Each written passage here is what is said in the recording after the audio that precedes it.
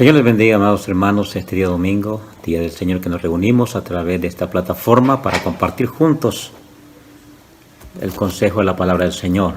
Saludo a todos, la iglesia Pacoima, California, hermana iglesia Getsemaní.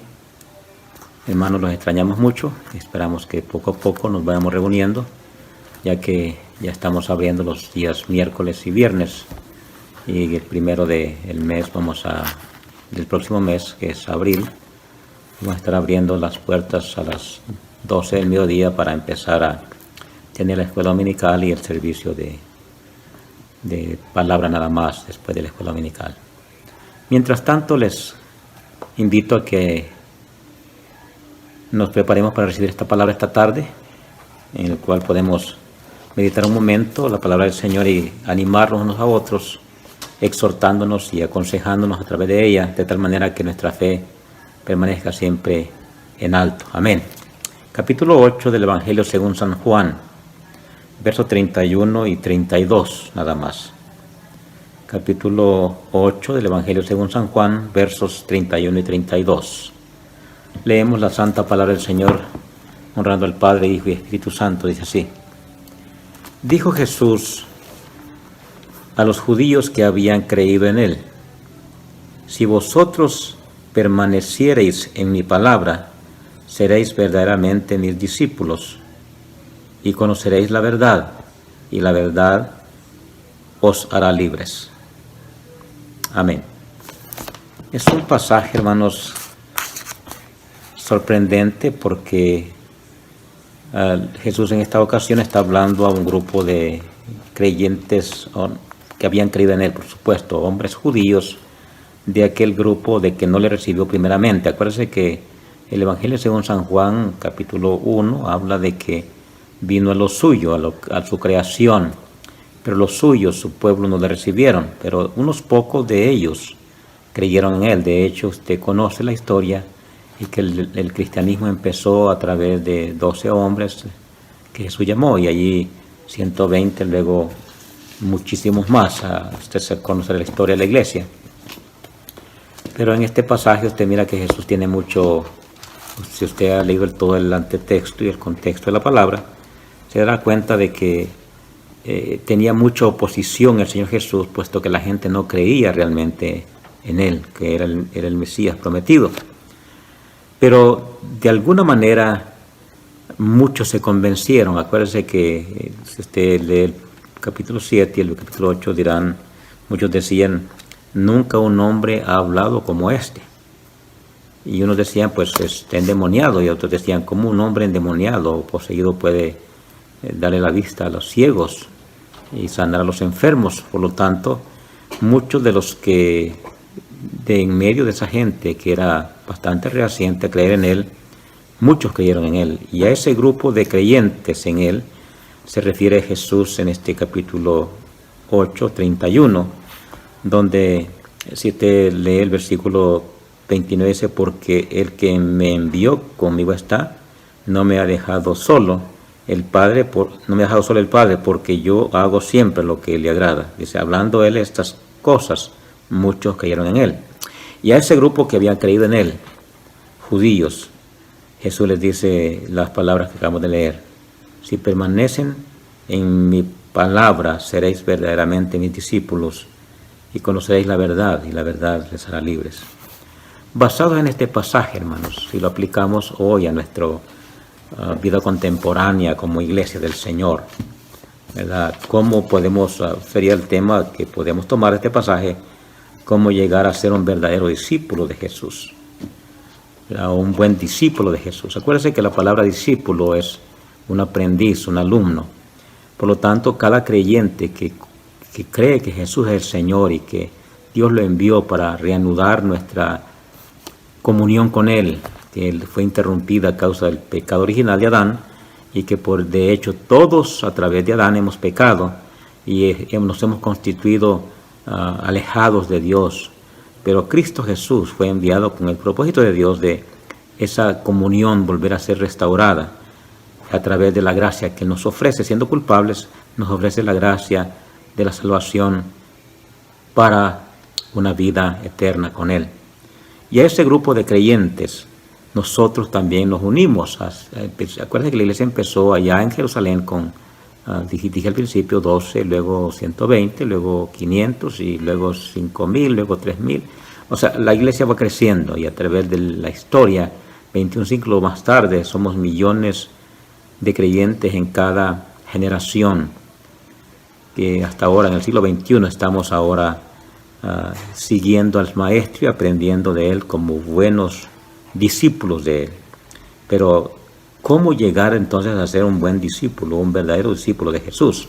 Jesús lo explica en este pasaje, en estos 2 versículos. Porque dice a los que habían creído en Él. ¿Cómo entonces se llega a ser discípulo de Jesús?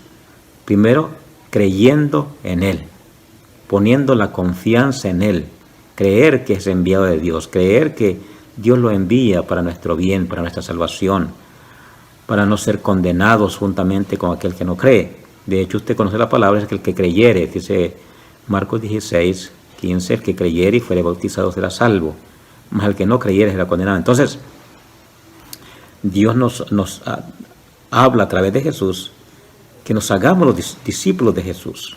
¿Y cómo se empieza? Nos dijimos, número 1, creyendo en Él. Es un acto de fe.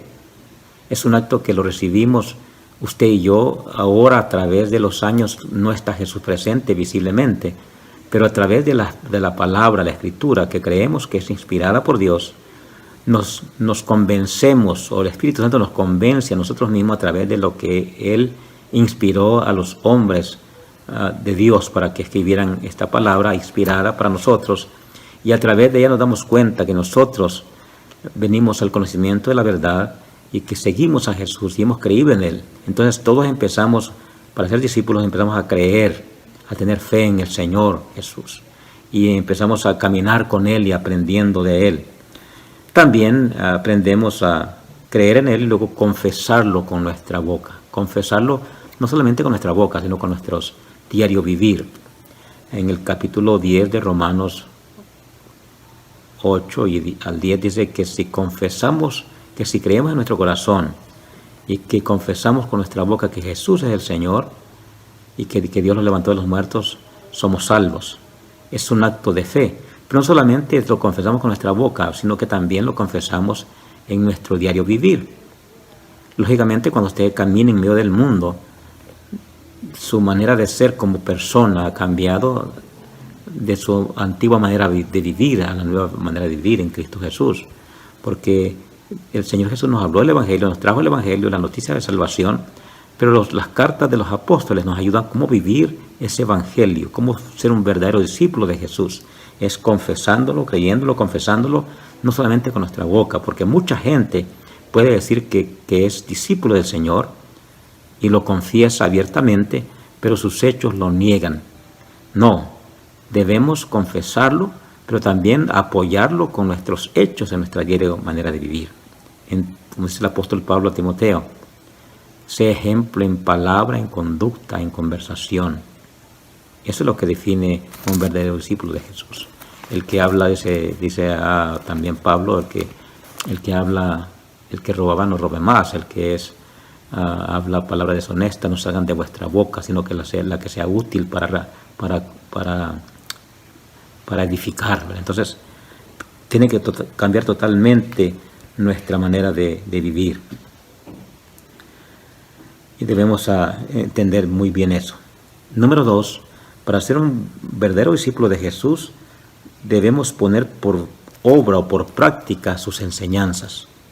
No solamente creer en Él, porque la Biblia dice que aún los demonios creen y tiemblan, ¿verdad? Cualquiera puede decir que cree en Él, ¿verdad? Mucha gente que no vive a la altura de lo que las ordenanzas del Señor o las enseñanzas del Señor alega que es cristiano, que es seguidor de Cristo. Ser cristiano significa ser seguidor de Cristo, ser discípulo de Jesús.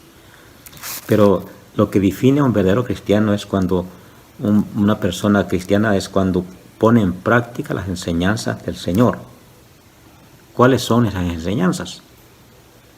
Cuando usted va a las bienaventuranzas en el Sermón del Monte, capítulo 5 de Mateo 6, 7 al 8, te dará cuenta que Jesús enseñó a sus discípulos realmente lo que es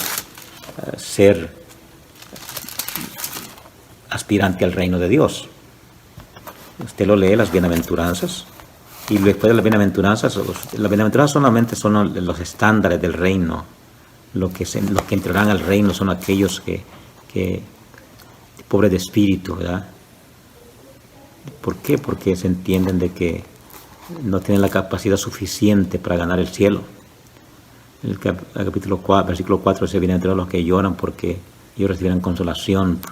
¿Por qué llora? Porque se sabe que no somos capaces, somos incapaces delante de Dios de ganarnos la salvación. Bienaventurados los mansos y humildes, luego bienaventurados los que tienen hambre y sed de justicia. ¿Cuál justicia? La justicia que proviene de Dios, no la mía. Porque Dios es justo y en su justicia no dejó que nadie se perdiera, sino que permite una puerta de salvación para no condenar al mundo sin oportunidad. Entonces, entiendo que mi justicia no vale de nada. Es como trapo de inmundicia, es la palabra, comparada a la justicia de Dios. Dios extiende su justicia. Entonces, todo eso son los estándares del reino. Pero más adelante, en versículo 13, dice: ustedes son la sal de la tierra como discípulos. La enseñanza de Jesús es hacer sal para la tierra en medio del mundo, darle sazón a su entorno en donde usted se mueve todos los días. La luz del mundo, que usted es luz que alumbre a otros a encontrar el camino derecho o recto a seguir a Jesús. Eso es lo que el verdadero discípulo de Jesús hace. Jesús y la ira, a controlar nuestras emociones también. Nos enseña como creyentes, debemos no ser iracundos. También habla de Jesús y la ira. Habla de Jesús y el adulterio, todo lo que es inmoral. El creyente no debe ser inmoral. El seguidor de Jesús es una persona que vive de acuerdo a los estándares del reino de Dios. Y una persona que no jura en vano, habla la verdad, ¿verdad? Entonces, todas esas cosas son las enseñanzas que Jesús dijo a sus discípulos. Por lo tanto, un seguidor de Jesús, un verdadero discípulo de Jesús, es aquel que pone en práctica sus enseñanzas. No solamente oír las palabras, ¿verdad? Y sabérselas de memoria. Que muchos creyentes en el tiempo que vivimos hoy se saben la Biblia de memoria, pero no la ponen en práctica. Santiago dice que el que se mira en la ley de Dios como en un espejo, si no es un oidor olvidadizo nada más, que luego se mira en el espejo y se va y se olvida cómo era. Pero debemos ser oidores, pero también hacedores de la palabra, o sea, hacedores de la enseñanza que Jesús, poner en práctica cuando llegue la oportunidad las palabras y enseñanza de nuestro Señor Jesucristo. Vamos por el mundo todos los días, y todos los días hay oportunidades de hacer el bien y demostrar que realmente somos creyentes. También habló de Jesús y la ofrenda, ¿verdad? Que para ofrendar seamos reservados, para que el Señor, que lo mira todo en secreto, nos recompense en público. La oración igual, no orar para que nos oigan y nos alaben, sino que para que nuestra comunión sea íntima con el Señor. Todo lo que Jesús dijo a sus discípulos, habló de los tesoros en el cielo, donde no hay ladrones que roben, ni corrupción que echa a perder los tesoros. Entonces, habló de muchas cosas, enseñanzas de Jesús, está llena la palabra. Habló del afán y la ansiedad, ¿verdad? No preocuparnos por el día de mañana tanto, sino que ponerlo todo en las manos del Señor y depender de Dios. O sea, esas son las enseñanzas de Jesús y debemos ponerlas en práctica todos los días de nuestra vida como verdaderos discípulos de Jesús. Ahora, cuando creemos en el Señor, empezamos todos creyendo, confesando a Jesús con nuestra boca, luego poniendo en práctica sus enseñanzas, es lo que hace de un verdadero discípulo. ¿Se acuerdan ustedes cuando en cierta ocasión Jesús envía a sus 12 discípulos, sus 12 alumnos, y les dice: vayan y practiquen todo lo que han aprendido de mí? Les doy autoridad que en mi nombre vayan y sanen los enfermos, reprendan a los demonios, háganlo en mi nombre. Jesús les da autoridad y los manda a practicar. Ya habían visto al Maestro cómo lo hacía Él. Lógicamente estamos hablando, hermanos, de la autoridad mesiánica de Jesús y la autoridad apostólica que les daba a los apóstoles también, o discípulos en este caso, primeramente. Y van y el Señor los respalda y les y ellos regresan gozosos, alegres de que todo salió como lo imaginaban y lo deseaban. Y Jesús les dice, no se alegren tanto por lo que hicieron, sino alégrense porque su nombre estén escritos en el libro de la vida.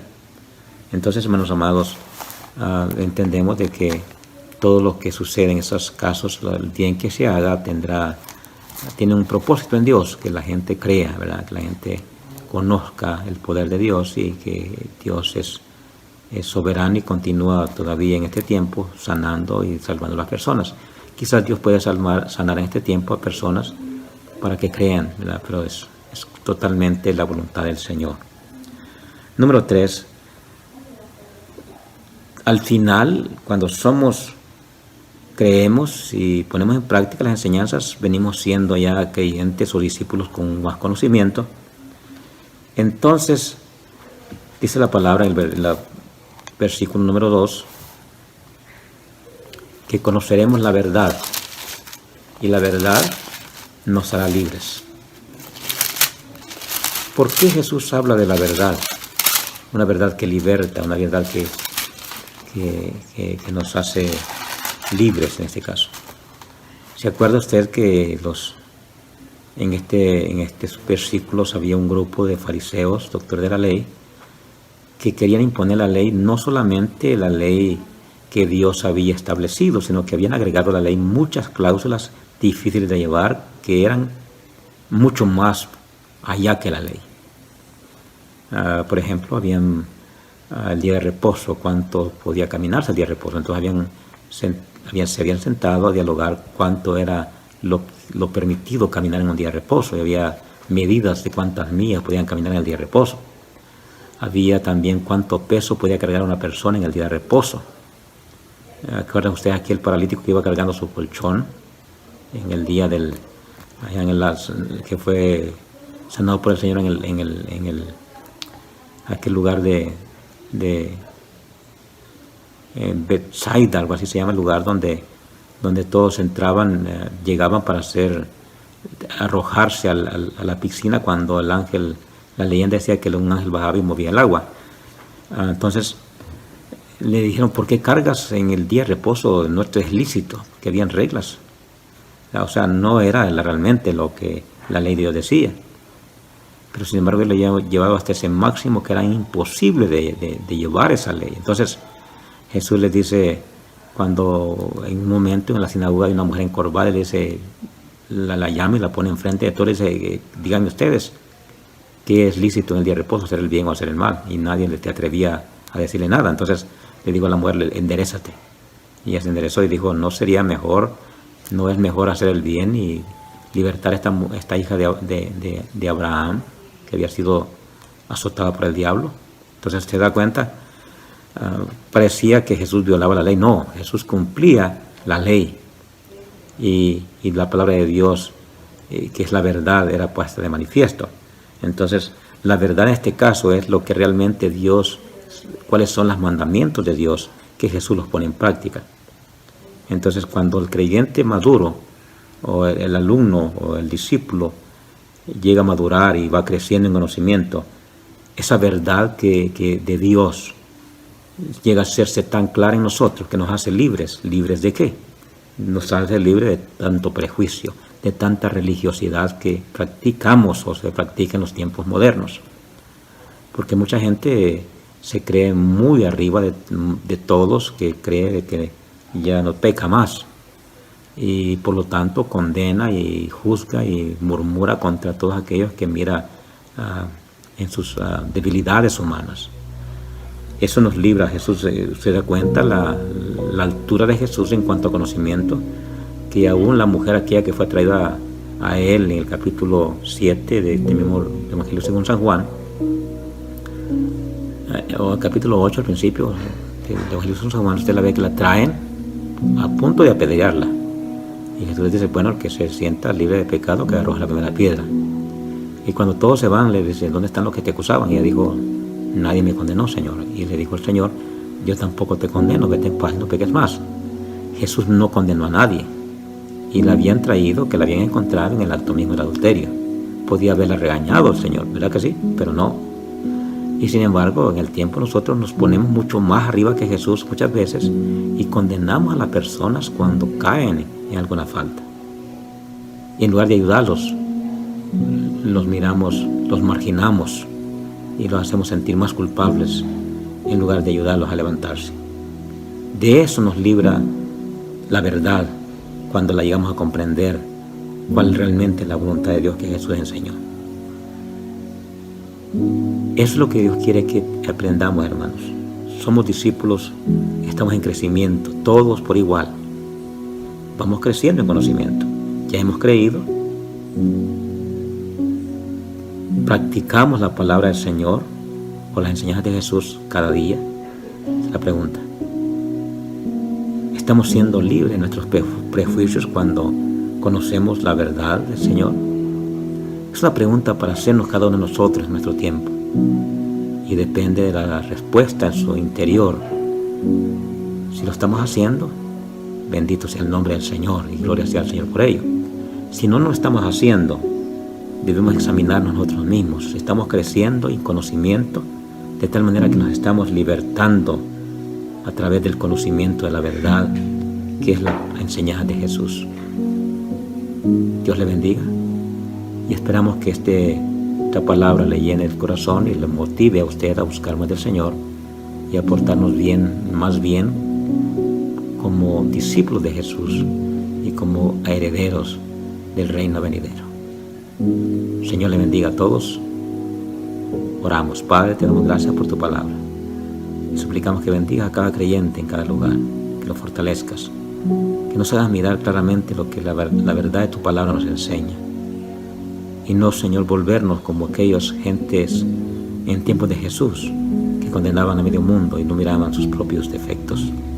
Que seamos todos, Señor, conscientes a través de la palabra, de la claridad de tu palabra en nuestras vidas y podamos mirarlo todo claramente y ser libertados de nuestros prejuicios, de nuestra religiosidad, para mirarte a ti solamente, Señor, y depender de ti solamente. Te damos gracias en el nombre de Jesús por tu palabra. Amén. Dios les bendiga a todos, hermanos. Un saludo nuevamente, un abrazo a la distancia y nos estamos viendo pronto. Amén.